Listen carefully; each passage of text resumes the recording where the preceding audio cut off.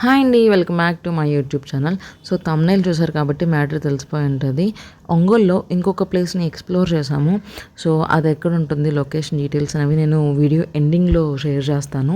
And ఈ video కూడా మీకు బోర్ కొట్టదని అనుకుంటున్నాను.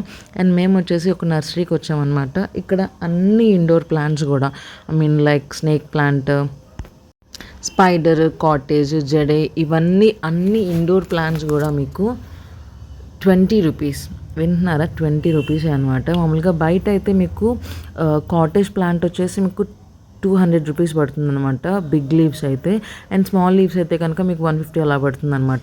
ఇక్కడ అన్నీ కూడా 20 రూపీసే అనమాట. Any indoor plant 20 rupees. And ఇక్కడ మెయిన్గా ఇది ఫేమస్ ఏంటంటే నర్సరీ కాకుండా ఫోటోషూట్కి అనమాట. మ్యాక్సిమం ఒంగోలు సరౌండింగ్స్లో ఉన్న వాళ్ళందరికీ కూడా ఒక గ్రీనరీలో తీయించుకోవాలి, గ్రీనరీ బ్యాక్గ్రౌండ్ కావాలి అంటే ఈ ప్లేస్ని ఫస్ట్ రిఫర్ చేస్తారు.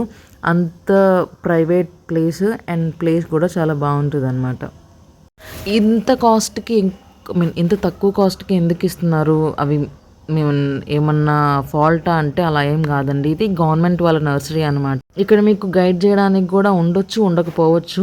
అండ్ మీరు ఒకసారి గూగుల్ లెన్స్ ఓపెన్ చేసేసి మీకు ఏ ప్లాంట్ కావాలో దాని మీద పెట్టి స్కాన్ చేసుకుంటే మీకు ఐడియా ఉంటుంది.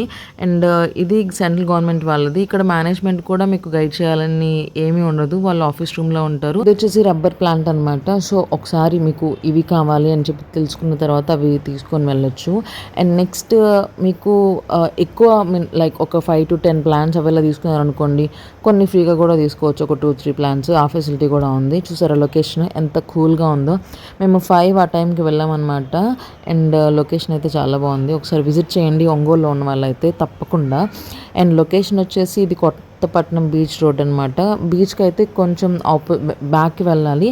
అండ్ ఈ నర్సరీకి ఏంటంటే కొంచెం ముందుకు వెళ్ళాలన్నమాట. మీరు బీచ్ రోడ్ దగ్గర నుంచి మిమ్మల్ని ఎవరైనా అడుగుతూ వచ్చినా కానీ మీకు లొకేషన్ చెప్తారు. అండ్ మేము కిడ్స్తో వెళ్ళాం కదా, వాళ్ళు కొంచెం అటు ఇటు తిరుగుతూ అవి చూస్తున్నారు.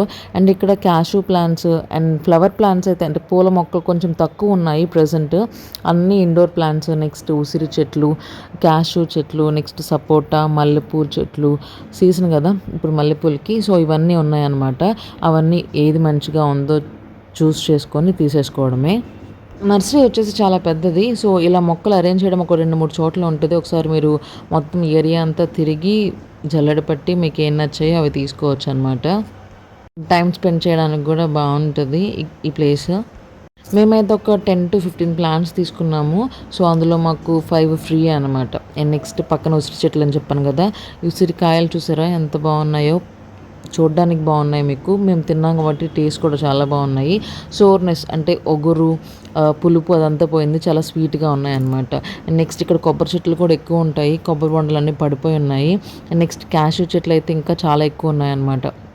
జీడిపప్పు చెట్లు అంటారు కదా, నార్మల్గా ఇవైతే పింద స్టేజ్లో ఉంది. పండినవి అయితే పైన కాయంతా మీకు రెడ్డిష్ కలర్లో వచ్చేస్తుంది అనమాట. సో పైదంతా తీసేసి స్టవ్ మీద కొంచెం లైట్గా ఫ్రై చేస్తే మీకు జీడిపప్పులు పైన పీల్ అంతా వచ్చేసి జీడిపప్పులు ఉంటాయి అన్నమాట లోపల. సో లొకేషన్ అయితే చాలా పర్ఫెక్ట్గా, చాలా పీస్ఫుల్గా ఉందన్నమాట. అండ్ మేము కొంతసేపు ఒక 5కి వెళ్ళాం కదా, 4:30కి వెళ్ళాము. 4:30 నుంచి 5:30 వరకు అక్కడే సరిపోయింది. మేము ఫైనల్గా అన్నీ సెలెక్ట్ చేసుకొని పక్కన పెట్టేసుకునేసరికి గార్డెనర్ వచ్చాడు.